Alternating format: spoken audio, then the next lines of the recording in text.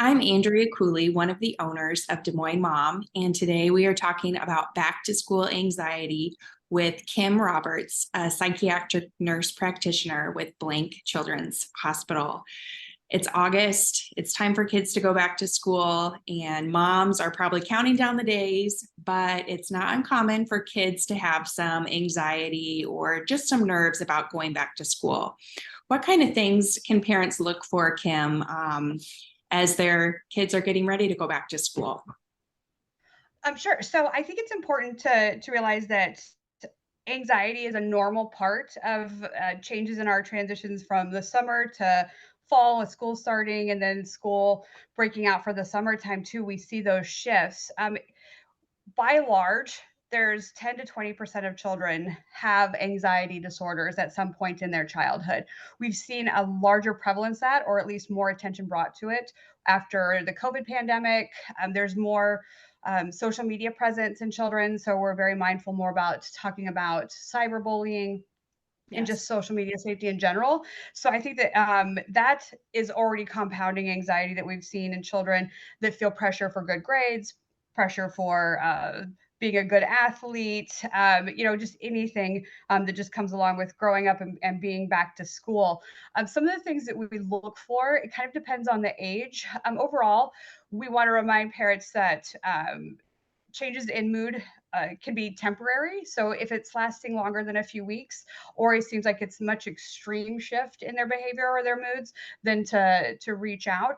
But otherwise, it's mainly changes in more irritability, maybe more temper tantrums, or more emotional with some of the younger children. But definitely shifts in mood. Okay. And, when parents see those things, how do you have any tips for us to respond? I know it's good to just be aware that those are the reasons that your kids may be melting down more than usual. It's not your fault as a parent, but how can parents kind of interact and help manage those emotions? Sure. So I think the big thing to remember is for parents to kind of check their own temperature. Make sure that they're keeping their anxiety in good control, because we want to make sure that we're modeling that for kids, that it's appropriate and normal to have some worries. It's also really important to just have conversations informally whenever you have the opportunity with your kids. Have an open dialogue. Kids can tell when we're nervous about things, and so they may feed off of that stress. So anytime we can have simple conversations of, what are you looking forward to this year? Or do you know anybody that might be in your class so far? Just some of those simple things, instead of, are you worried about Mr. So and so for your teacher? Um, Making sure that we're putting a positive spin on it. We can always have conversations anecdotally by telling kids how we liked school when we were younger, or the fun things that we got to do at a certain age. We all remember, playing the recorder and hot cross buns when we were like in fourth grade, fifth grade. So, it's just talking about some of those things that help lessen the stress, I think, and bring a little bit of like levity and humor into it, so that we can make sure we can insert some of those questions and make sure kids are doing okay. Right. I love what you said about anxiety is normal. These feelings are not, they're not bad, but being able to have those conversations with our kids just to help them express what they're feeling and to understand it.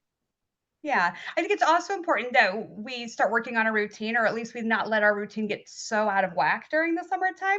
I think traditionally kids think summertime is stay up as late as you want, sleep in as late as you want, and sometimes that can be problematic if we're not mindful enough to start working on some of those habits Right. before school gets started. So making sure we have good wake up times, bedtimes, we're eating breakfast, all of those things too. I think one, common complaint in my house, and probably other families have it as well, is, when they're fine and excited. And then, the moment it's time to go out the door, it's, oh, I have a stomach ache, or, oh, I, forgot about this. Any tips for how to respond in the moment to that?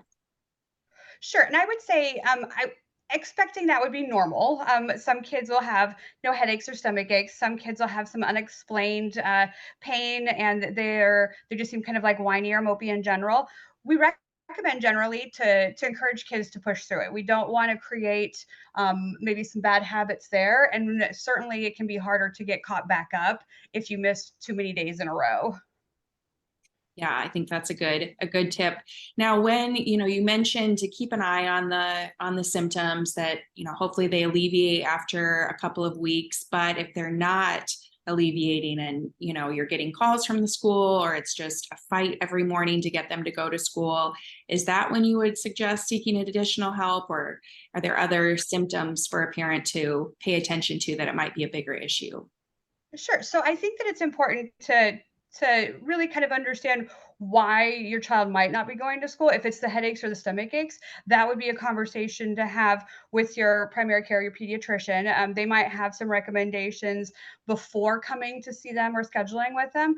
I would also check in with maybe the parents, with the teachers, so that they can see, is there anything going on in the classroom for dynamics? Are we struggling with making or keeping friends? Are we sitting alone at lunch? I mean, are there bullying issues? Are we seeing issues with their work quality? So could there be a learning disorder that's gone unnoticed up until now? So there's a couple of different things that can be investigated before too long, and then talk to the pediatrician about.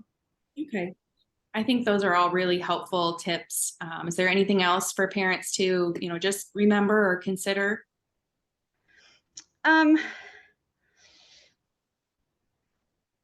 I mean, I think that if we all try and have those open dialogues, I think that's really important. Teaching kids coping strategies if they're in the moment is really a good thing to do too. Oftentimes, we talk about breathing, like taking those long, deep breaths, for a count of 5, and then breathing out slowly. Or even grounding techniques have been something that kids like, because it kind of inserts a play dynamic to it, with like the 5 different things that you can see, or 4 things you can hear, all those other things. And so I think when we start incorporating that, throughout the times where we're stressed, then kids are able to cope a little bit better and sort of push through the resistance or the crunchiness that starts happening when we get back to school. Sure, sure. Thank you so much. We really appreciate those tips. And, I think they're great things to consider both during back to school and just any time, as, kids may be experiencing anxiety or nerves about activities. So Yeah, thanks. appreciate it. Thanks, Kim.